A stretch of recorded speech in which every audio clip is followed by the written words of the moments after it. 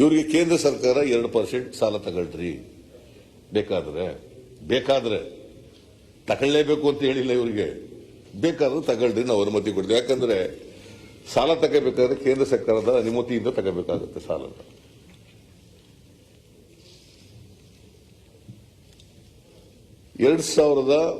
ಅಲ್ಲ 26.9% 3 ವರ್ಷಕ್ಕೆ more than 71,000 crores ಸಾಲ ತಗೋತೀವಿ ಅಂತ ಬಜೆಟ್ನಲ್ಲಿ ಹೇಳ್ಬಿಟ್ಟಿದ್ದಾರೆ. 71,000 ಕೋಟಿಗೂ ಹೆಚ್ಚು ಸಾಲ ತಗೋತೀವಿ ಅಂತ ಬಜೆಟ್ನಲ್ಲೇ ಹೇಳ್ಕೊಂಡಿದ್ದಾರೆ. ಸೊ ಇದರ ಅರ್ಥ ನಮ್ಮ ರಾಜ್ಯ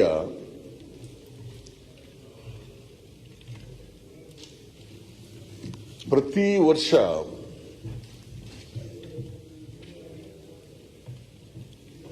ಸಾಲ ತಗೊಳ್ಳಕ್ ಪ್ರಾರಂಭ ಮಾಡಿ, ಯಾಕಂದ್ರೆ ಇದು ನನಗೆ ಐ ಡೋಂಟ್ ಥಿಂಕ್ ಇವರು ಮತ್ತೆ ರೆವಿನ್ಯೂ ಸರ್ಪ್ಲಸ್ ಬರ್ತಾರೆ ಅಂತಕ್ಕಂಥ ನಂಬಿಕೆ ನನಗಿಲ್ಲ. ಅದಕ್ಕೆ ಇವರು ಏನ್ ಮಾಡಿದ್ದಾರೆ, ಈ ಮೀಡಿಯಂ ಟರ್ಮ್ ಫಿಸ್ಕಲ್ ಪ್ಲಾನ್ ನಲ್ಲಿ ಏನ್ ಹೇಳಿದ್ದಾರೆ ಅಂತಂದ್ರೆ ಪೇಜ್ 48,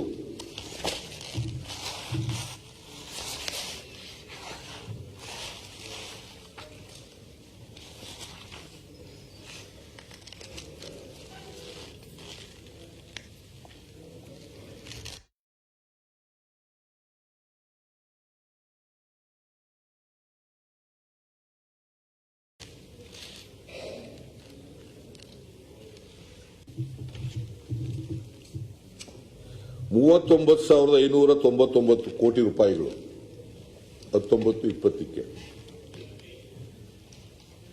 20-21ಕ್ಕೆ 46,512 ಕೋಟಿ ಮಾಡ್ತೀವಿ, ಬಂಡವಾಳ ವೆಚ್ಚ ಮಾಡ್ತೀವಿ ಅಂತ ಹೇಳಿದರು. ಇದೆಲ್ಲ 19,000 ಹೋದ್ರೆ ಇನ್ನು 27,000ನೇ ಉಳಿಯೋದು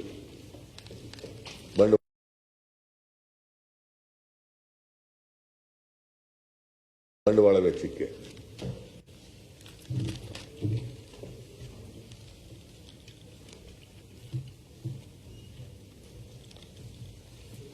ಆಮೇಲೆ ಮುಂದಿನ 20-21ಕ್ಕೆ 39,125 ಕೋಟಿ ಖರ್ಚು ಮಾಡ್ತೀವಿ ಅಂತ ಹೇಳಿದ್ದಾರೆ. I don't think it is possible.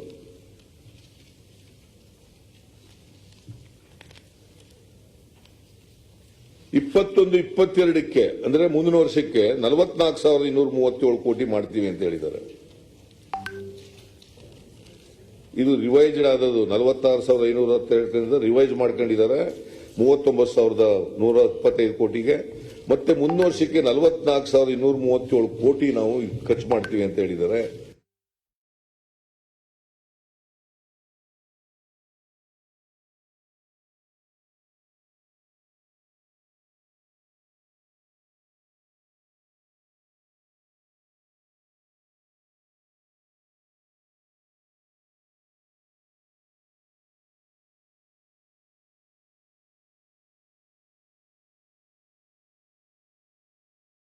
It is not at all possible.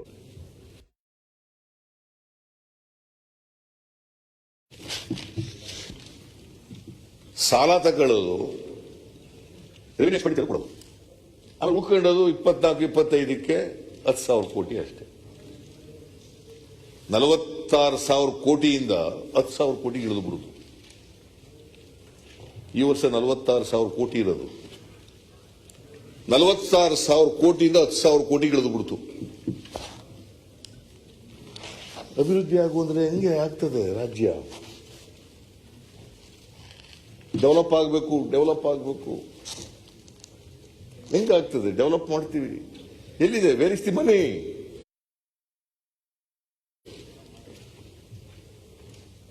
There is no money at all for development.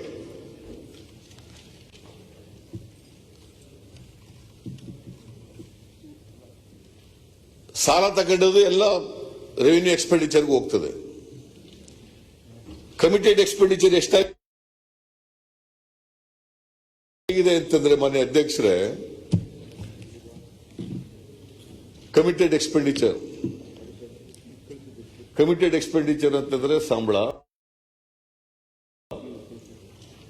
Pension, ಬಡ್ಡಿ ಕೊಡೋದು, ಸಬ್ಸಿಡೀಸ್ ಕೊಡೋದು, ಭದ್ರತಾ ಈ ಸೋಷಿಯಲ್ ಸೆಕ್ಯೂರಿಟೀಸ್ಗಳಿದಾವಲ್ಲ ಇವಕ್ಕೆಲ್ಲ ಕೊಡೋದು. ಇವಕ್ಕೆ ಕೊಡೋದು ರೆವಿನ್ಯೂ ಎಕ್ಸ್ಪೆಂಡಿಚರ್ನಿಂದ. ಇವನ್ನ ಕಮಿಟೆಡ್ ಎಕ್ಸ್ಪೆಂಡಿಚರ್ ಅಂತ ಕರಿತೀವಿ. ನಮ್ಮ ಕಾಲದಲ್ಲಿ 78, 79, 80, 76 ಈ ತರ ಇತ್ತು ರೆವಿನ್ಯೂ ಎಕ್ಸ್ಪೆಂಡಿಚರ್. ಇವ್ರ ಸರ್ಕಾರ ಬಂತಲ್ಲ, ಬಿಜೆಪಿ ಸರ್ಕಾರ ಬಂದ್ಮೇಲೆ ಏನ್ ಕೇಂದ್ರದಲ್ಲಿ ಬಿಜೆಪಿ ಸರ್ಕಾರ, ರಾಜ್ಯದಲ್ಲಿ ಬಿಜೆಪಿ ಸರ್ಕಾರ, ಕರ್ನಾಟಕದಲ್ಲಿ ಸ್ವರ್ಗ.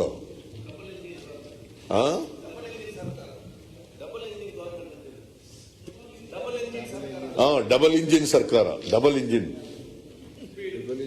ಕೇಂದ್ರದಲ್ಲಿ ಬಿಜೆಪಿ ಸರ್ಕಾರ, ರಾಜ್ಯದಲ್ಲಿ ಬಿಜೆಪಿ ಸರ್ಕಾರ, ಎರಡೂ ಕಡೆ ಸರ್ಕಾರಗಳು ಬಿಜೆಪಿ, ಡಬಲ್ ಇಂಜಿನ್ ಸರ್ಕಾರ, ಸ್ವರ್ಗ ನಿರ್ಮಾಣ. ಇದನ್ನೇ ಸ್ವರ್ಗ ಅಂತ ಕರೆಯದ?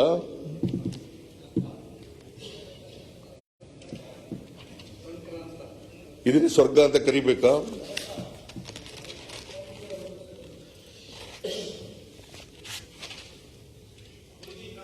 ನಾನು ಈಗ ಸಾಲ 2 ವರ್ಷದಲ್ಲಿ 70,000 ಕೋಟಿ, 71,000 ಕೋಟಿ, ಎಷ್ಟಾಯ್ತು? 1,41,000 ಕೋಟಿ. ಅದರಲ್ಲಿ 90% ಕಮಿಟೆಡ್ ಎಕ್ಸ್ಪೆಂಡಿಚರ್ ಇರ್ತದಲ್ಲ, ಅದಕ್ಕೆ ಕೊಟ್ಬಿಡೋದು. ಇನ್ನು ಬರೀ 10,000 ಕೋಟಿ ಮಾತ್ರ ಡೆವಲಪ್ಮೆಂಟ್ ಉಳ್ಕೊತದೆ. ಮತ್ತೆ ಮುಂದಿನ 24, 25 ಆದ್ಮೇಲೆ ಎಲ್ಲಿವರೆಗೂ ಹೋಗ್ತದೆ ಈ ಸರ್ಕಾರ ಅಂತಂದ್ರೆ, ಸಂಬಳ, ಕಮಿಟೆಡ್ ಎಕ್ಸ್ಪೆಂಡಿಚರ್ ಕೊಟ್ಕೊಂಡು ಈ ವಯಸ್ಸಾದವ್ರು ಇದಾರಲ್ಲ, ವಿಧಿವೇರು ಇದಾರಲ್ಲ, ಆಮೇಲೆ ಇವರು ಅಂಗವಿಕಲರು ಇದಾರಲ್ಲ, ಇವರಿಗೆ ಪೆನ್ಷನ್ ಕೊಡಕ್ಕೂ ದುಡ್ಡಿರೋದಿಲ್ಲ ಇವ್ರ ಹತ್ರ. ಈ ಟ್ರೆಂಡ್ ನೋಡಿದ್ರೆ ಅದನ್ನು ಕೊಡಕ್ಕೂ ದುಡ್ಡಿರೋದಿಲ್ಲ, ಆ ಪರಿಸ್ಥಿತಿ ನಿರ್ಮಾಣ ಆಗ್ಬಿಡ್ತದೆ. If this trend allowed to continue, ಈ ಪರಿಸ್ಥಿತಿ ನಿರ್ಮಾಣ ಆಗ್ತದೆ. ಇದನ್ನೇ ಕರ್ನಾಟಕದಲ್ಲಿ ಆರ್ಥಿಕವಾಗಿ ಸ್ವರ್ಗ ನಿರ್ಮಾಣ ಆಗ್ತದೆ ಅಂತ ಕರಿಬೇಕಾ? ಅಭಿವೃದ್ಧಿಯ ಪರ್ವ ಅಂತ ಕರಿಬೇಕಾ? ಕಲ್ಯಾಣ ಕರ್ನಾಟಕ ಅಂತ ಕರಿಬೇಕಾ? I can't understand where we are going, in what direction we are going. ಇದಕ್ಕೆಲ್ಲ ಪರಿಹಾರ ಏನು? ಮೊನ್ನೆ ಅಧ್ಯಕ್ಷರೇ, ಇವ್ರ ಕಾಲದಲ್ಲಿ ಕಮಿಟೆಡ್ ಎಕ್ಸ್ಪೆಂಡಿಚರ್ ಎಲ್ಲಾಗಿದೆ ಅಂತಂದ್ರೆ 19-20ರಲ್ಲಿ 87% ಇತ್ತು ಕಮಿಟೆಡ್ ಎಕ್ಸ್ಪೆಂಡಿಚರ್, 87%. 20-21ರಲ್ಲಿ 92% ಆಯಿತು ಕಮಿಟೆಡ್ ಎಕ್ಸ್ಪೆಂಡಿಚರ್. ಮುಂದಿನ ವರ್ಷಕ್ಕೆ 21-21ಕ್ಕೆ ಈಗ ಬಜೆಟ್ ಮಂಡಿಸಿದಾರಲ್ಲ, ಮುಂದಿನ ವರ್ಷ ಆರ್ಥಿಕ ವರ್ಷ ಏಪ್ರಿಲ್ ಇಂದ ಶುರುವಾಗುತ್ತಲ್ಲ, ಅದಕ್ಕೆ 102%.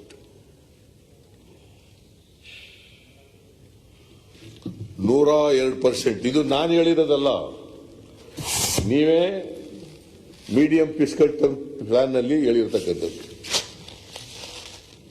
102%.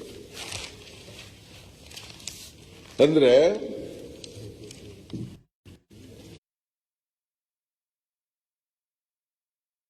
committed expenditure will be more than the revenue receipts. Committed expenditure is more than the revenue receipts. What are the revenue receipts? ನಮ್ಮ ಸ್ವಂತ ತೆರಿಗೆ, ಕೇಂದ್ರದಿಂದ ಬರ್ತಕ್ಕಂಥ ನಮ್ಮ ತೆರಿಗೆ ಪಾಲು, ಕೇಂದ್ರ ಸರ್ಕಾರ ಕೊಡ್ತಕ್ಕಂಥ ಗ್ರಾಂಟ್ಸು ಮತ್ತೆ ನಾನ್ ಟ್ಯಾಕ್ಸ್ ರೆವಿನ್ಯೂ ನಾಲ್ಕೇ ಪ್ರಮುಖವಾಗಿರ್ತಕ್ಕಂಥದ್ದು. ಒಂದು ಸ್ಟೇಟ್ ಓನ್ ಟ್ಯಾಕ್ಸಸ್, ಎರಡನೇದು ಸ್ಟೇಟ್ಸ್ ನಾನ್ ಟ್ಯಾಕ್ಸ್ ರೆವಿನ್ಯೂ, ಮೂರನೇದು our share in the central taxes, ನಾಲ್ಕನೇದು grants given by government of India. ಅವ್ರು ಯಾವ್ದಕ್ಕೆ ಗ್ರಾಂಟ್ ಕೊಡ್ತಾರೆ? ಅವ್ರು ಸ್ಪಾನ್ಸರ್ ಮಾಡಿರ್ತಕ್ಕಂಥ ಕಾರ್ಯಕ್ರಮಗಳಿಗೆ 80%, 70%, 60%, 50% ಹಿಂಗೆ ಗ್ರಾಂಟ್ಸ್ ಕೊಡ್ತಾರೆ. ನಾವು ಅದಕ್ಕೆ ಉಳಿದದನ್ನ ನಾವು ಕೊಡಬೇಕು, ರಾಜ್ಯದಿಂದ ಕೊಡಬೇಕು.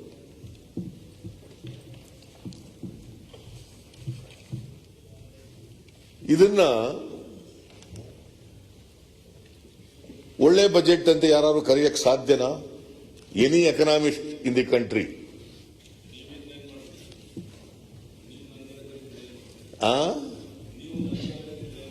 ಅದನ್ನ ಹೇಳ್ತೀನಿ. ನಾನು ನಿಮ್ಮ ಜಾಗದಲ್ಲಿ ನಾನೇನ್ ಮಾಡ್ತೀನಿ ಅಂತ ಹೇಳ್ತೀನಿ.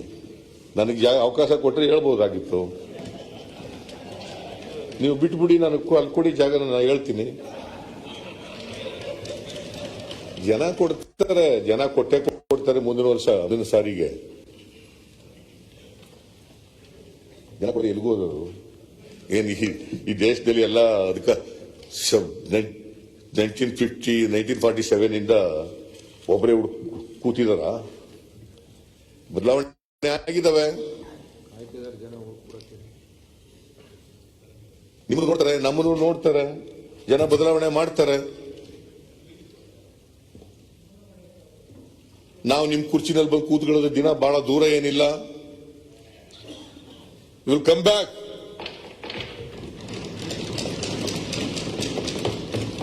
ಬಹಳ ದೂರ ಇಲ್ಲ ಅದು. ಈ ತರ ನೋಡ್ಕೊಂಡು ಕೂತಿರ್ತಾರ ಜನ.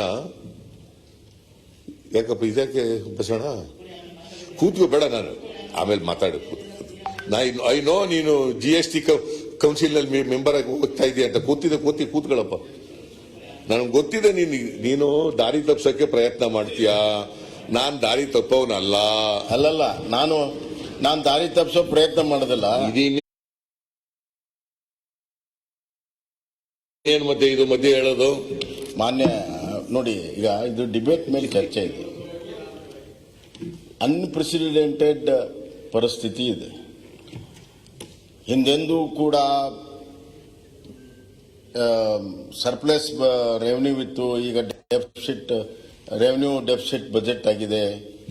ಎಸ್, ಅದನ್ನ ನಾವು ಪುಸ್ತಕದಲ್ಲೇ ಹೇಳಿದ್ದೀವಿ. ಅದೇ ನಾನು ಒಂದು ನಿಮಿಷ ಸರ್, ಇದು ಅನ್ಪ್ರೆಸಿಡೆಂಟೆಡ್ ಪರಿಸ್ಥಿತಿಯಲ್ಲಿ ಇದು ಅನ್ಪ್ರೆಸಿಡೆಂಟೆಡ್ ಆಗಿದೆ. ಇದು ನಮ್ಮ ರಾಜ್ಯಕ್ಕೆ ಸೀಮಿತ ಇಲ್ಲ ಅಥವಾ ನಮ್ಮ ದೇಶಕ್ಕೂ ಸೀಮಿತ ಇಲ್ಲ. ಇದು ಒಂದು ಭಾಗ. ಎರಡನೇದಾಗಿ ಅವರೇ ಹೇಳಿದಂತೆ 2004ರಿಂದ ಏನು ಮುಟ್ಟಬೇಕಾಯಿತು 2004 ಮುಟ್ಟಿದ್ದು ಅದು ಸತ್ಯ ಇದೆ. ಅವರು ಹೇಳಿದ್ದು ಸರಿ ಇದೆ. ಸನ್ಮಾನ್ಯ ಯಡಿಯೂರಪ್ಪನವರು ಹಿಂದಿನ ಬಾರಿ ಮುಖ್ಯಮಂತ್ರಿ ಇದ್ದಾಗ ವೆನ್ ಈ ಲೆಫ್ಟ್ ಸುಮಾರು 4,300 ಕೋಟಿ ರೂಪಾಯಿ ರೆವೆನ್ಯೂ ಸರ್ಪ್ಲಸ್ ಬಜೆಟ್ ಅನ್ನು ಮಾಡಿದ್ರು.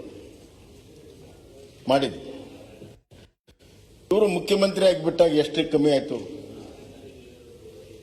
297, 397 ಕೋಟಿಗೆ ಬಂತು.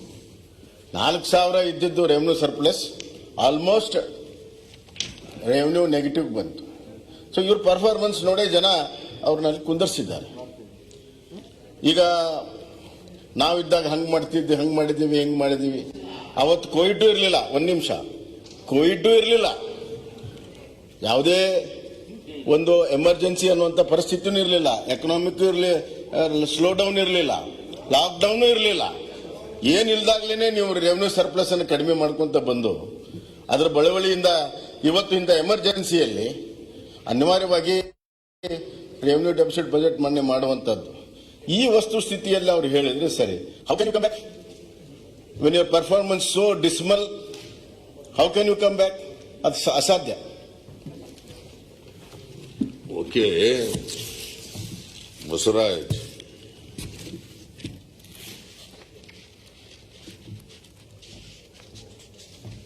ನಾನು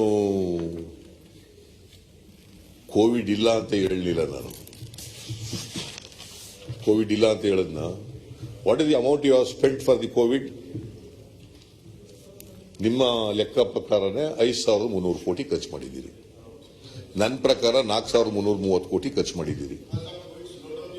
ನೋ ನೀವೇ ಕೊಟ್ಟಿರ್ತಕ್ಕಂಥ ಲೆಕ್ಕದ ಪ್ರಕಾರ, as far as COVID is concerned, you have spent 5,300 crores.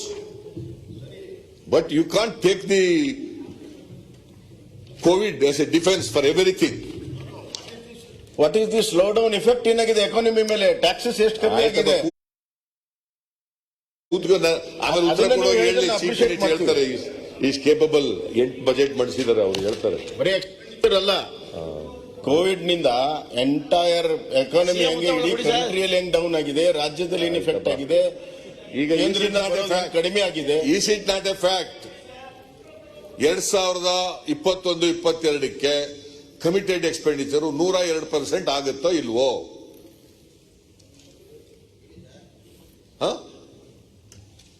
This is not a fact.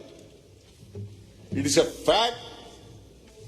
ಇವ್ರು ಬಂದಾಗ 87% ಇತ್ತು, ಈಗ 102% ಆಗಿದೆ. ಅದಕ್ಕೂ ಕೋವಿಡ್ ಎಲ್ಕೂ ಕೋವಿಡ್ ಏನಾ?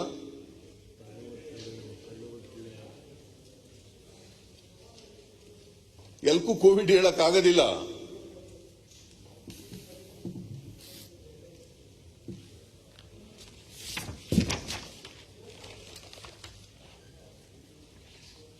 ನಿಮಗೆ ಕಮಿಟೆಡ್ ಎಕ್ಸ್ಪೆಂಡಿಚರ್ 2019-20ರಲ್ಲಿ 1,52,094 ಕೋಟಿ ಇತ್ತು. ಈ ವರ್ಷ 1,62,484 ಕೋಟಿ ಆಯಿತು. ಮುಂದಿನ ವರ್ಷಕ್ಕೆ ಅಲ್ಲ, ಈ ವರ್ಷಕ್ಕೆ ಅದು ಆಯವ್ಯಯದ ಅಂದಾಜು. ಈಗ ರಿವೈಸ್ಡ್ ಎಸ್ಟಿಮೇಟ್ 1,62,359 ಕೋಟಿ. ಇದು ನೋಡಿ, ಇದು ನೀವೇ ಕೊಟ್ಟಿರೋದು. 1920 87%, 2021 90%, 2021 102%, ಮುಂದಿನ ವರ್ಷಕ್ಕೆ ಇನ್ನೂ ಜಾಸ್ತಿ. ನೀವೇ ಅಂಕಿಅಂಶಗಳು ಕೊಟ್ಟಿರೋದು. ಇದು ಬಜೆಟ್ ಪುಸ್ತಕದಲ್ಲಿ ಮೀಡಿಯಂ ಟರ್ಮ್ ಫಿಸ್ಕಲ್ ಪ್ಲಾನ್ ನಲ್ಲಿ ಹೇಳಿರೋದು, ಇದು ಅಂದಾಜು ಮಾಡಿರೋದು. ಈ ವರ್ಷಕ್ಕೆ 102%.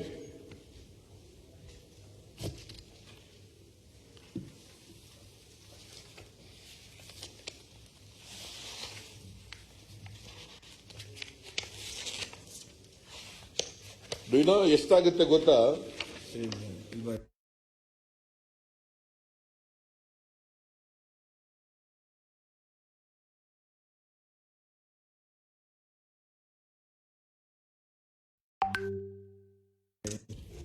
ಎರಡ್ 2019-20ರಲ್ಲಿ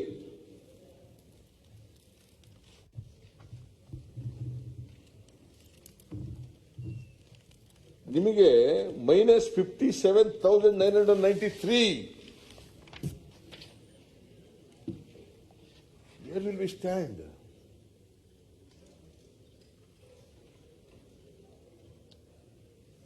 ರಾಜ್ಯಕ್ಕೆ ಎಲ್ಲಿ ಅಭಿವೃದ್ಧಿಗೆ ಎಲ್ಲಿ ಹಣ ಸಿಗ್ತದೆ? ನಿಮಗೆ ಎಷ್ಟು ಸಾಲ ಮಾಡಕ್ಕಾಗುತ್ತೆ? ಕೇಂದ್ರ ಸರ್ಕಾರ ಅದಕ್ಕೆ ಮಿತಿ ಕೊಡಬೇಕು. ನೀವು ಆಲೆ 26.9% ಹೋಗ್ಬಿಟ್ಟಿದ್ದೀರಿ.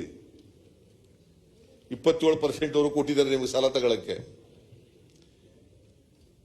ಮ್ಯಾಕ್ಸಿಮಮ್ ತಲುಪಿಬಿಟ್ಟಿದ್ದೀರಿ, ಗರಿಷ್ಠ ಮಿತಿ ತಲುಪಿಬಿಟ್ಟಿದ್ದೀರಿ. You no space at all.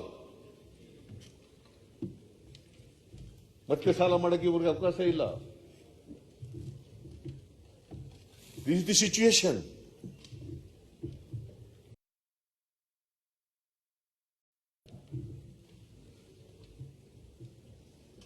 ನಾನು ಯಾಕೆ ಕೇಳ್ತಾ ಇದ್ದೀನಿ ಅಂದ್ರೆ,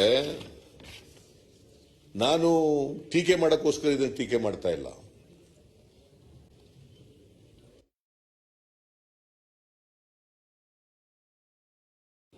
Unless we take corrective measures from today itself,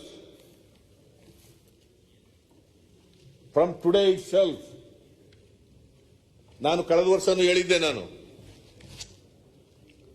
committed expenditure ಹೆಚ್ಚಾಗ್ತಾ ಇದ್ದಾರೆ, 90% ಬಂದ್ಬಿಟ್ಟಿದೆ, ಟೇಕ್ ಕರೆಕ್ಟಿವ್ ಮೆಜರ್ಸ್. ನಿಮ್ಮ ಇದರಲ್ಲಿ ಹೇಳಿದ್ದಾರೆ, ಫಿಸ್ಕಲ್ ಮ್ಯಾನೇಜ್ಮೆಂಟ್ ರಿವ್ಯೂ ಕಮಿಟಿ ಅವರು ಹೆಡೆಡ್ ಬೈ ಚೀಫ್ ಸೆಕ್ರೆಟರಿ ಫೆಬ್ರವರಿನಲ್ಲಿ ಮೀಟಿಂಗ್ ಮಾಡಿದ್ದಾರೆ. ಏನ್ ಹೇಳಿದ್ದಾರೆ?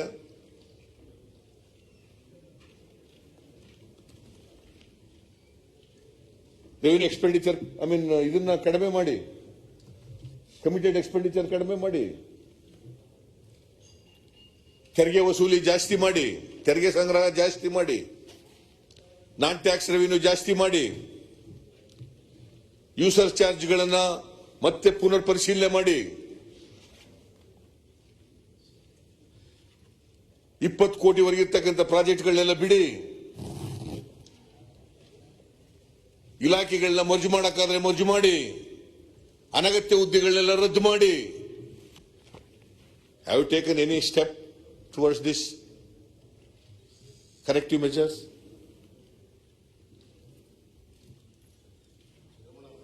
ನಥಿಂಗ್. ಬೇಡಪ್ಪ, ರೇ ನಾನೀಗ ಮಾತಾಡಲ್ಲಪ್ಪ. ಹಾಗಾದ್ರೆ ಐ ಆಮ್ ನಾಟ್ ಗೋಯಿಂಗ್ ಮಾತಾಡಿ ಬಿಡಿ.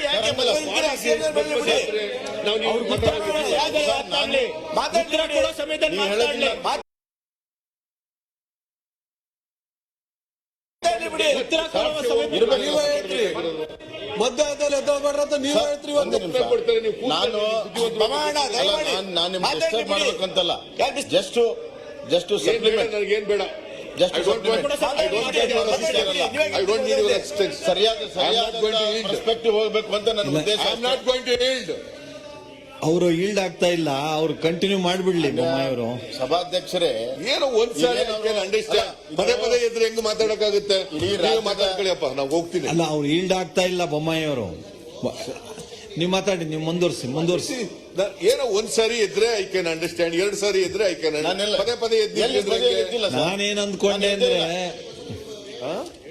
ನೀವು ಮುಂದುವರಿಸಿ. ಸಿದ್ದರಾಮಯ್ಯನವ್ರು ತಾವು ಮುಂದುವರಿಸಿ. ಸುಮ್ನೆ ರೀ, ನಿಮ್ಗೆ ಅಲ್ಲ, ನಿಮ್ಗೆ ಅರ್ಥ ಆಗಲ್ಲ ಜಮೀನು, ಸುಮ್ನೆ ಕೂತ್ಕೊಳ್ಳಿ. ಇದು ಆಮೇಲೆ ಉತ್ತರ ಕೊಡ್ರಿ, ಏನ್ ಬೇಕಾದ್ರೂ. ಸರ್, ನಾನು 1 ಮಿನಿಟ್ ಅಲ್ಲಿ ಮುಗಿಸ್ತೀನಿ. ನಾನು ತಪ್ಪು ಹೇಳಿದ್ರೆ ಕರೆಕ್ಟ್ ಮಾಡಿ. ನಾನು ತಪ್ಪು ಹೇಳಿದೆ ಅಂತ ಹೇಳ್ತಾ ಇಲ್ಲ. Right perspective. ಒಂದು 60 ಸೆಕೆಂಡ್ಸ್ ಕೊಡಿ. ಮಾನ್ಯ ಸಭಾಧ್ಯಕ್ಷರೇ, ಈ ಕಮಿಟೆಡ್ ಎಕ್ಸ್ಪೆಂಡಿಚರ್ ಏನಿದೆ, ಇದು ಆ ಮಿಡ್ ಟರ್ಮ್ ಫಿಸಿಕಲ್ ಪ್ಲಾನ್ ಅಲ್ಲಿ it is in comparison with the revenue receipts ಇದೆ. ರೆವೆನ್ಯೂ ರಿಸೀಟ್ಸ್ಗೆ 87%, 92%, 102% ಅವ್ರು ಹೇಳಿರುವಂತದ್ದು. ಅವ್ರು ಹೇಳಿರೋದು ರೆವೆನ್ಯೂ ರಿಸೀಟ್ ಇದೆ. State has got other receipts also. Capital receipts ಇದೆ, ಸ್ಟೇಟ್ ಓನ್ ಟ್ಯಾಕ್ಸ್ ಇದೆ, ಸೆಂಟ್ರಲ್ ಗವರ್ಮೆಂಟ್ ಟ್ಯಾಕ್ಸಸ್ ಇದೆ, ಅಂಡ್ ಲೋನ್ ಪ್ರೊವಿಷನ್ಸ್ ಇದೆ. ಒಂದೇ ನಿಮಿಷ ಸರ್, ನನ್ನ ವ್ಯೂ ನಾನು ಹೇಳ್ತೀನಿ. ಕೇಳ್ಕೊಳ್ಳಿ. ಒಂದೇ ನಿಮಿಷ sir. This committed sir, this committed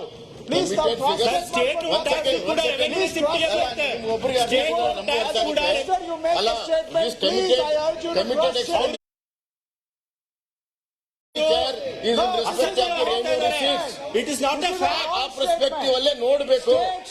ಮತ್ತೆ ಕಳೆದ ಬಾರಿ ನಮಗೆ 5% ಕೊಟ್ಟರು ಕೂಡ ಓನ್ಲಿ 4%. ಆದ್ರಿಂದ ಅದು ನೆಕ್ಸ್ಟ್ ಇಯರ್ಗೂ ಎಕ್ಸ್ಟೆನ್ಷನ್ ಇದೆ. ಇವೆಲ್ಲವೂ ಕೂಡ ವಿವರವಾಗಿ ಕೊಡ್ತೇವೆ.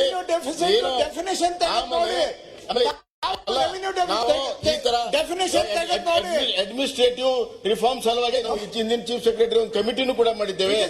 ಏನು ಪೋಸ್ಟ್ ಕಡಿಮೆ ಮಾಡಬೇಕು, ಮರ್ಜಿಂಗ್ ಆಫ್ ಡಿಪಾರ್ಟ್ಮೆಂಟ್ ಮಾಡಬೇಕು. ಸರ್ಕಾರ ನಾವು ಕ್ರಮವನ್ನು ತೆಗೆದುಕೊಂಡಿದ್ದೇವೆ ಅನ್ನೋದನ್ನ ಹೇಳಿದ್ದೇನೆ ಅಷ್ಟೇ. ಅದನ್ನ ಬಿಟ್ಟರೆ ನಾನೇನು ಹೊಸ್ತೇನು ಹೇಳ್ತಾ ಇಲ್ಲ. ಇರೋ ವಿಚಾರವನ್ನು ಹೇಳ್ತಾ ಇದ್ದೀನಿ. ನಾನೇನು ಹೊಸ್ತೇನು ಹೇಳ್ತಿಲ್ಲ. ರೈಟ್ ಪರ್ಸ್ಪೆಕ್ಟಿವ್ ಬರಲಿ ಅಂತ ಆ ದೃಷ್ಟಿಯಿಂದ ಹೇಳಿದ್ದು ಅಷ್ಟೇ. ನೀವು ತಾವು ಸರಿಯಾಗಿ ತಿಳ್ಕೊಂಡು ನೀವು ಹೇಳಿ. ಹೇಳಿದ್ದೆ ಸರಿ ಅನ್ನುವಂತ ಭಾವನೆ ನೀವು ನಿಮ್ ಕಡೆ ನಾವಲ್ಲ. ಇರೋದು.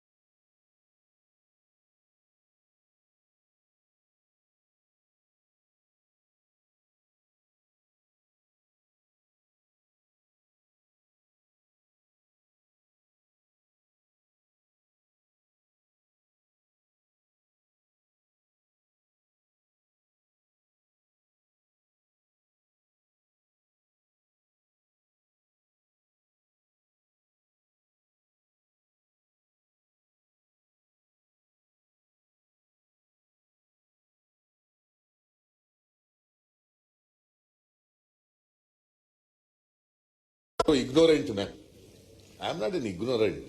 ರೆವಿನ್ಯೂ ರಿಸೀಟ್ಸ್ ಏನು ಅಂದ್ರೆ ಗೊತ್ತಿಲ್ಲ ನನಗೆ. ಅದೇ ಆಗ್ಲೇ ಹೇಳಿದೆ ನಾನು, ರೆವಿನ್ಯೂ ರಿಸೀಟ್ಸ್ ಅಂದ್ರೆ ಯಾರಿಗೆ ಏನೇನು ಅಂತ. ಅವರ state tax, own tax, non tax revenue, grants from the central government, our share in the central taxes.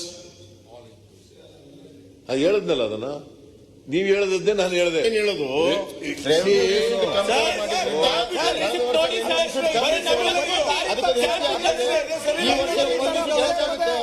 ದಾರಿ ತಪ್ಪಿಸ್ಲಿಕ್ಕೆ ಅವಕಾಶ ಮಾಡ್ಕೊಳ್ಳಿ.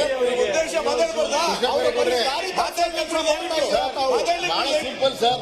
ರೆವಿನ್ಯೂ ರಿಸೀಟ್ಸ್ ಕಡಿಮೆ ಇತ್ತು, ಕಂಪೇರ್ ಮಾಡಿದ್ದಾರೆ. ಈ ವರ್ಷ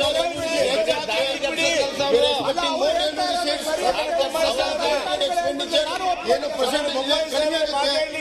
ಕೃಷ್ಣ ಬೈರೇಗೌಡ್ರೆ, ರೆವಿನ್ಯೂ ರಿಸೀಟ್ ಕಮ್ಮಿ ಇದ್ದಾಗ ಲಿಮಿಟೆಡ್ ಎಕ್ಸ್ಪೆಂಡಿಚರ್ ಪರ್ಸೆಂಟೇಜ್ ಹೆಚ್ಚಿದೆ. ರೆವಿನ್ಯೂ ರಿಸೀಟ್ಸ್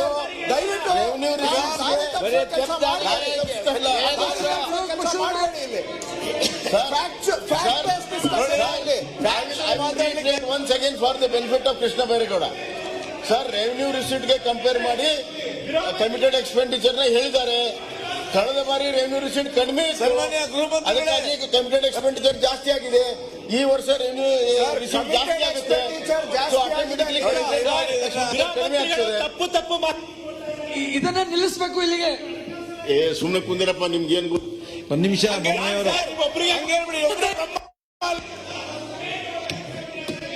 ನಾನು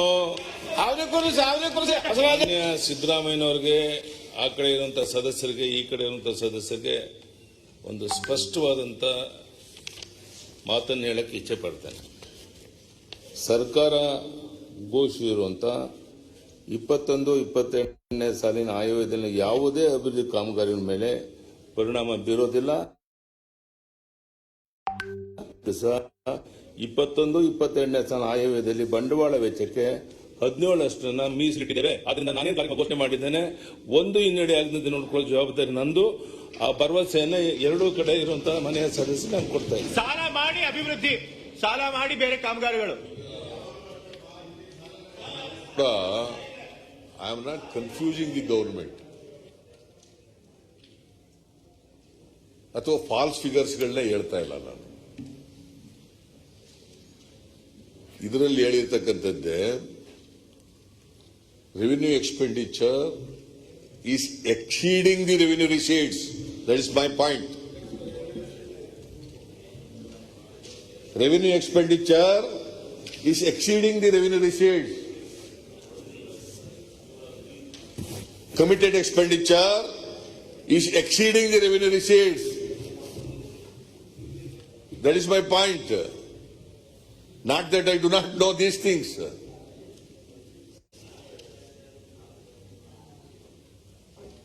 ಸೊ ನಾನು ಯಾಕೆ ಹೇಳ್ತಾ ಇದ್ದೀನಿ ಅಂತಂದ್ರೆ, ರೆವಿನ್ಯೂ ಕಮಿಟೆಡ್ ಎಕ್ಸ್ಪೆಂಡಿಚರ್ ಹೆಚ್ಚಾಗೋದ್ರೆ ಆ ಹೆಚ್ಚಾದದನ್ನ ಹೆಂಗಪ್ಪ ತೀರ್ಸೋದು, ಹೆಂಗೆ ಅದಕ್ಕೆ ಖರ್ಚು ಮಾಡೋದು, ತೀರ್ಸೋದು ಹೆಂಗೆ? ಸಾಲ ತಗೊಬಂದು ತೀರಿಸ್ಬೇಕು. ನೀವು ಸಾಲ ತಗೊಬಂದು ರೆವಿನ್ಯೂ ಎಕ್ಸ್ಪೆಂಡಿಚರ್ನ ಕಮಿಟೆಡ್ ಎಕ್ಸ್ಪೆಂಡಿಚರ್ನ ತೀರ್ಸೋದಾದ್ರೆ can you expect any growth in the GDP?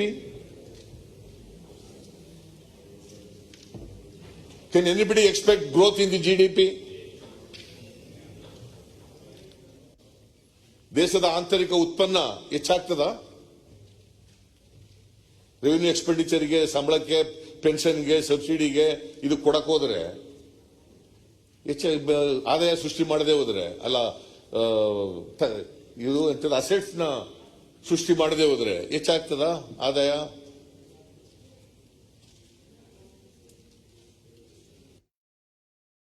It's A common sense. ಏನ್ ಇದಕ್ಕೇನು ಬಹಳ ದೊಡ್ಡದಾಗಿ ಎಕನಾಮಿಕ್ಸ್ ಓದ್ಕೊ ಬರ್ಬೇಕಾದ ಅಗತ್ಯ ಇಲ್ಲ. ಎಕನಾಮಿಕ್ಸ್ ನಲ್ಲಿ ಏನ್ ಹೇಳ್ತಾರೆ? ಜಾಸ್ತಿ ಉತ್ಪಾದನೆ ಆದ್ರೆ ಕೊಂಡ್ಕೊಳ್ತಕ್ಕಂಥ ಶಕ್ತಿ ಜಾಸ್ತಿ ಇದ್ರೆ ಬೆಲೆಗಳು ಸ್ಥಿರವಾಗಿರ್ತವೆ. ಕೊಂಡ್ಕೊಳ್ಳೋ ಶಕ್ತಿ ಇಲ್ಲದೆ ಹೋದ್ರೆ, ಉತ್ಪಾದನೆ ಕಡಿಮೆ ಆದರೆ, ಉತ್ಪಾದನೆ ವೆಚ್ಚ ಹೆಚ್ಚಾದ್ರೆ ಏನಾಗ್ತದೆ? ಅದನ್ನೇ ನಾವು ಇನ್ಫ್ಲೇಷನ್ ಅಂತ ಕರೆಯೋದು. ಅದನ್ನೇ ಇನ್ಫ್ಲೇಷನ್ ಅಂತ ಕರೆಯೋದು.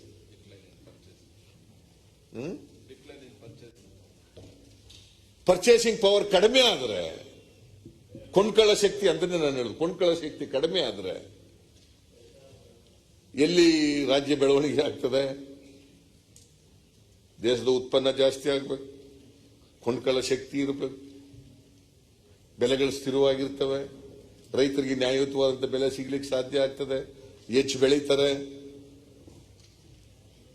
This is the basic principal under economics.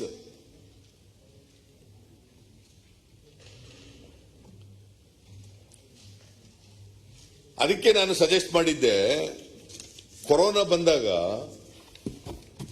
1,00,000 ಕುಟುಂಬಗಳಿಗೆ ಅಲ್ಲ, 1 ಕೋಟಿ ಕುಟುಂಬಗಳಿಗೆ 10,000 ರೂಪಾಯಿ ಕೊಟ್ಬಿಡ್ರಿ. ಯಾರ್ಯಾರು ಆದಾಯ ಇಲ್ಲದೆ ಇರ್ತಕ್ಕಂಥ ಜನ ಇದ್ದಾರೆ, ಕೆಲಸ ಕಳ್ಕೊಂಡಿರ್ತಕ್ಕಂಥ ಜನ ಇದ್ದಾರೆ, ಉದ್ಯೋಗ ಇಲ್ಲದೆ ಇರ್ತಕ್ಕಂಥ ಜನ ಇದ್ದಾರೆ, ಕೂಲಿ ಕಾರ್ಮಿಕರಿದ್ದಾರೆ, ಸಣ್ಣ ರೈತರಿದ್ದಾರೆ, ಅತಿ ಸಣ್ಣ ರೈತರಿದ್ದಾರೆ, ಮತ್ತೆ ಕಸುಬುಗಳನ್ನ ಮಾಡ್ತಕ್ಕಂಥ ಜನ ಯಾರಿದ್ದಾರೆ, ಬೀದಿ ವ್ಯಾಪಾರ ಮಾಡೋರು ಯಾರಿದ್ದಾರೆ, ಡ್ರೈವರ್ಗಳು ಯಾರಿದ್ದಾರೆ,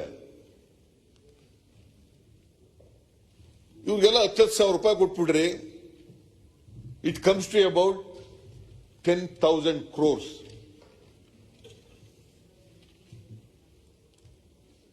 ಕೊಳ್ಳ ಶಕ್ತಿ ಇದ್ರೆ ತಾನೆ, ಅಂಗಡಿಗೆ ಹೋದ್ರೆ ತಾನೆ ನಿಮಗೆ ತೆರಿಗೆ ಬರೋದು. ಕೊಂಡ್ಕೊಳ್ಳೋನೇ ಇಲ್ಲದ ಮೇಲೆ ತೆರಿಗೆ ಎಲ್ಲಿ ಬರ್ತದೆ? It's a basic principle. ಕೊಂಡ್ಕೊಳ್ಳೋ ಶಕ್ತಿ ಜಾಸ್ತಿ ಮಾಡಿ. Because of the corona, COVID-19, many people have lost the purchasing power. ಅದಕ್ಕೆ ಕೊಟ್ರಿ ಅಂತ ಹೇಳಿದೆ. ನೀವು ಹೇಳಿದ್ರಲ್ಲ, ನಾನಿದ್ದಿದ್ರೆ ಅದೇ ಕೆಲಸ ಮಾಡ್ತಿದ್ದೆ, ಕಮ್ ವಾಟ್ ಮೇ ಅಂತೇಳಿ. ಈಗ ಹೆಂಗೂ 70 ಕೋಟಿ ಸಾಲ ಮಾಡಿದ್ದೀರಿ, 53 ಕೋಟಿ ಸಾಲ ತಗೋತೀವಿ ಅಂತ ಹೇಳಿದ್ರಿ ಬಜೆಟ್ನಲ್ಲಿ. 70,000 ಕೋಟಿಗಿಂತ ಜಾಸ್ತಿ ಮಾಡಿದ್ದೀರಿ ಸಾಲ. ಅದ್ರಲ್ಲಿ 10,000 ಕೋಟಿ ಅದಕ್ಕೆ ಖರ್ಚು ಮಾಡಬಹುದಾಗಿತ್ತು.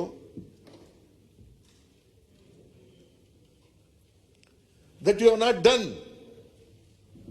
ಕೊಡ್ತೀವಿ ಅಂದವ್ರಿಗೂ ಕೊಡ್ಲಿಲ್ಲ ನೀವು ಕೊರೋನಾದಲ್ಲಿ. ರಿಕ್ಷಾ ಡ್ರೈವರ್ಗಳಿಗೆ,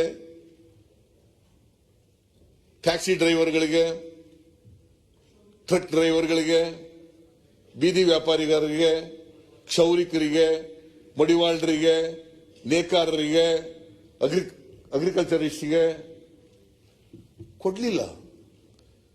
ಕೊಡ್ತೀವಿ ಅಂದದ್ನು ಕೊಡ್ಲಿಲ್ಲ. ಕಾರ್ಮಿಕರಿಗೇನೋ ಅವ್ರ ಕಾರ್ಮಿಕ ಇದಿದೆಯಲ್ಲ ನಿಧಿ, ಕಲ್ಯಾಣ ನಿಧಿ, ಆ ಕಲ್ಯಾಣ ನಿಧಿನಲ್ಲಿ ಕೊಟ್ಟಿದ್ದೀರಿ. ಅದು ನಿಮ್ಮ ಟ್ರೆಜರಿಯಿಂದ ಹೋಗಿರೋ ದುಡ್ಡೇನಲ್ಲ. ಅದು ಟ್ರೆಜರಿಯಿಂದ ಹೋಗಿರೋ ದುಡ್ಡಲ್ಲ, ಕಲ್ಯಾಣ ನಿಧಿಯಿಂದ ಕೊಟ್ಟಿರೋದು ಕಾರ್ಮಿಕರಿಗೆ. ಬಟ್ ಇವ್ರಿಗೆಲ್ಲ ಕೊಡ್ತೀವಿ ಅಂದ್ರೆ 5,000 ರೂಪಾಯಿ ಕೊಡ್ತೀವಿ ಅಂತ ಹೇಳಿದ್ರಿ, ಅವರು ಕೊಡ್ಲಿಲ್ಲ.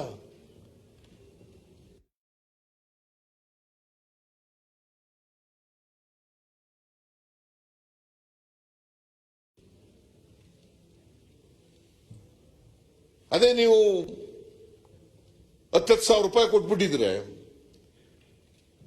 ಅವರೆಲ್ಲ ಮನೇಲಿ ಕೂತ್ಕೊಂಡು ಪಾಪ ಊಟ ಇಲ್ದೇನೆ ಕೆಲಸ ಇಲ್ದೇನೆ ಅನೇಕ ಜನ ಸತ್ರಲ್ಲ, ಅವ್ರಿಗೆ ಪರಿಹಾರ ಸಿಕ್ತಿತ್ತು ಮತ್ತೆ ಸರ್ಕಾರಕ್ಕೆ ಆದಾಯ ಬರ್ತಿತ್ತು.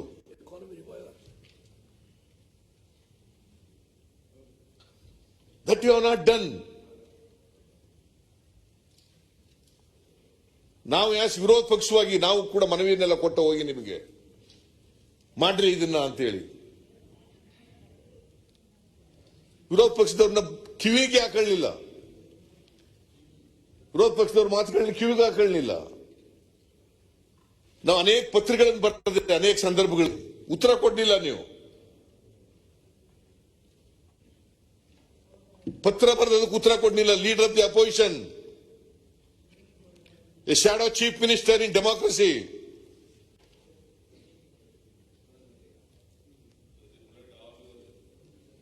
ಉತ್ತರ ಕೊಡ್ಲಿಲ್ಲ.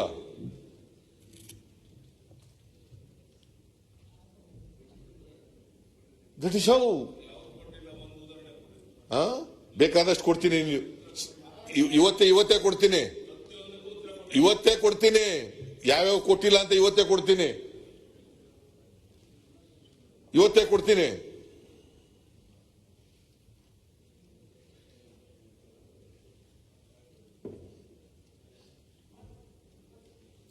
ಮೊನ್ನೆ ಅಧ್ಯಕ್ಷರೇ,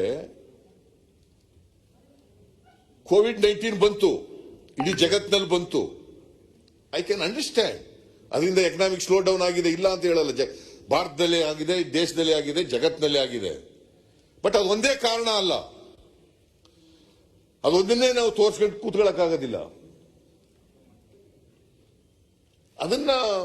ಅದರಿಂದ ಆಗ್ತಕ್ಕಂಥ ನೆಗೆಟಿವಿಟಿ ಏನಿದೆಯಲ್ಲ, ಅದನ್ನ ತಡೆಗಟ್ಟಲಿಕ್ಕೆ ಏನ್ ಮಾಡಬೇಕು,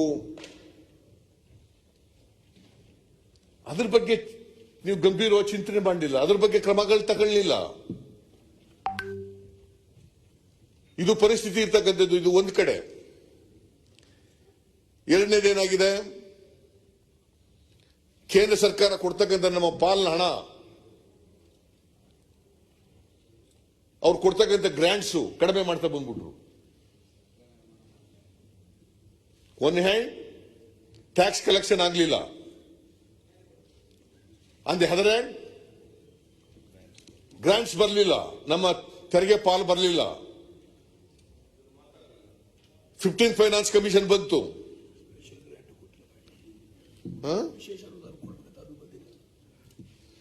ವಿಶೇಷ ಅನುದಾನ ಕೊಡ್ತೀವಿ ಅಂತ ಹೇಳಿದ್ರು. 5,495 ಕೋಟಿ. Did you get it?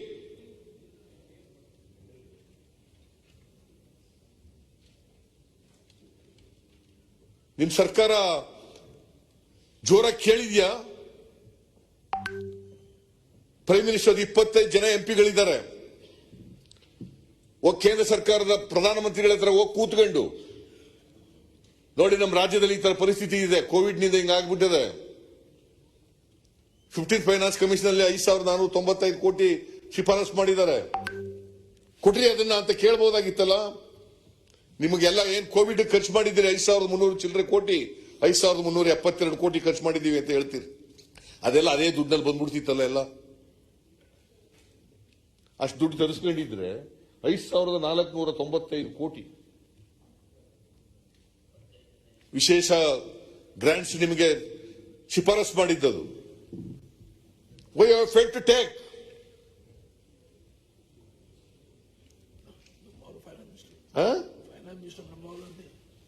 ಆಮೇಲೆ ಫೈನಾನ್ಸ್ ಮಿನಿಸ್ಟರ್ ನಮ್ಮವರೇ ಇದ್ದಾರೆ.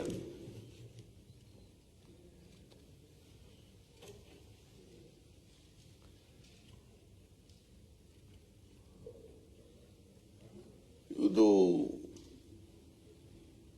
ಎಷ್ಟು ನಮಗೆ ಪಾಲ್ ಕೊಡಬೇಕಾಗಿತ್ತು, ಅದರಲ್ಲಿ ಕಡಿಮೆ ಮಾಡಿಬಿಟ್ರು. 42ರಿಂದ 41% ಬಂತು. ಆ 1% ಯಾಕಪ್ಪ ಅಂತಂದ್ರೆ ಜಮ್ಮು ಅಂಡ್ ಕಾಶ್ಮೀರದಲ್ಲಿ ಡೆವಲಪ್ಮೆಂಟ್ ಖರ್ಚು ಮಾಡಬೇಕು 1% ಅಂತಂದ್ರು.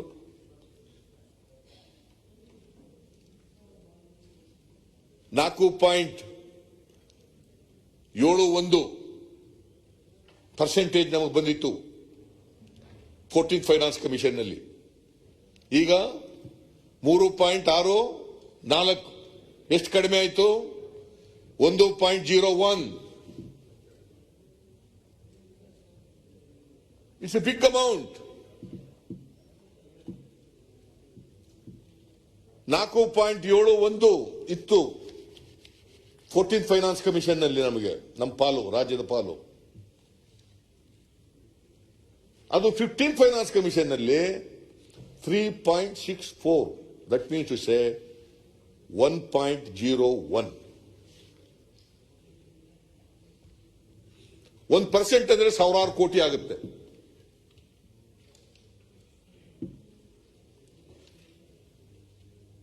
$1 ಅಂದ್ರೆ ಸಾವಿರಾರು ಕೋಟಿ ಆಗುತ್ತೆ. ಅಷ್ಟು ಕಡಿಮೆ ಆಯ್ತು. ಸ್ಪೆಷಲ್ ಗ್ರಾಂಟ್ಸ್ ಕೊಡ್ಲಿಲ್ಲ, ತಕ್ಕ ಬರಲಿಲ್ಲ, ಕೇಳಕ್ಕೂ ಹೋಗ್ಲಿಲ್ಲ. ಬಹಳ ಹೆಚ್ಚಾದ್ರೂ ಪತ್ರ ಬರೆದಿರ್ಬೇಕು ನೀವು ಅಷ್ಟೇನೆ. ಯಾವತ್ತು ಹೋಗಿ ಪ್ರೈಮ್ ಮಿನಿಸ್ಟರ್ ಭೇಟಿ ಮಾಡಿದ್ದೀರಿ?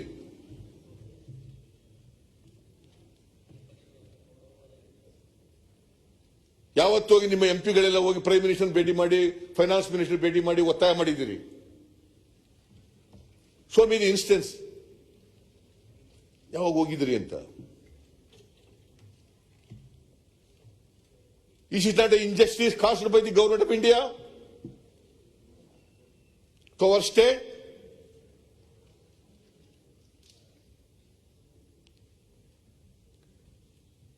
ಇದನ್ನು ಕೇಳಲಿಕ್ಕೆ ಯಾಕೆ? I don't know. ನಿಮಗೆ ಭಯ ಇದೆಯಾ ಅಥವಾ ಇನ್ನೇನಾದ್ರು ಇದೆಯಾ? I can't understand. ಹಾಗಂತೇಳಿ ಸಂಘರ್ಷ ಮಾಡ್ಕೊಳ್ಳಿ ಅಂತ ನಾನು ಹೇಳಕ್ ಹೋಗಲ್ಲ ನಿಮಗೆ. ಕೇಂದ್ರದಿಂದ ಸಂಘರ್ಷ ಮಾಡ್ಕೊಳ್ಳಿ ಕೇಂದ್ರ ಜೊತೆ ಅಂತ ಹೇಳಕ್ ಹೋಗಲ್ಲ ನಾನು. But it is our right.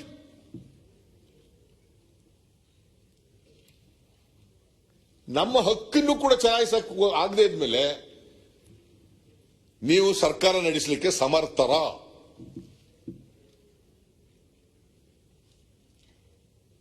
That is my point.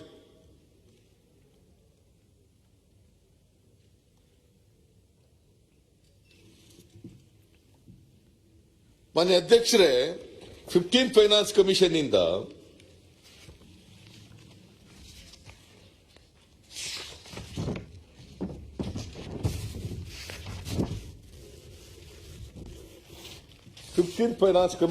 ನೋಡಿ, 15th ಫೈನಾನ್ಸ್ ಕಮಿಷನ್ಗಳು ಮಾಡೋದು ಸಂವಿಧಾನಾತ್ಮಕವಾಗಿ ಮಾಡೋದು ಎಲ್ಲರೂ ಕೂಡ. Article 280 of the Indian constitution. ರಾಷ್ಟ್ರಪತಿಗಳಿಗೆ ಅಧಿಕಾರ ಇದೆ 15th ಕಮಿಷನ್ಗಳು ಮಾಡಲಿಕ್ಕೆ. ಅವರು 5 ವರ್ಷಕ್ಕೊಮ್ಮೆ ಬರ್ತಕ್ಕಂಥ ತೆರಿಗೆ. ಯಾಕಂದ್ರೆ ದೇಶದ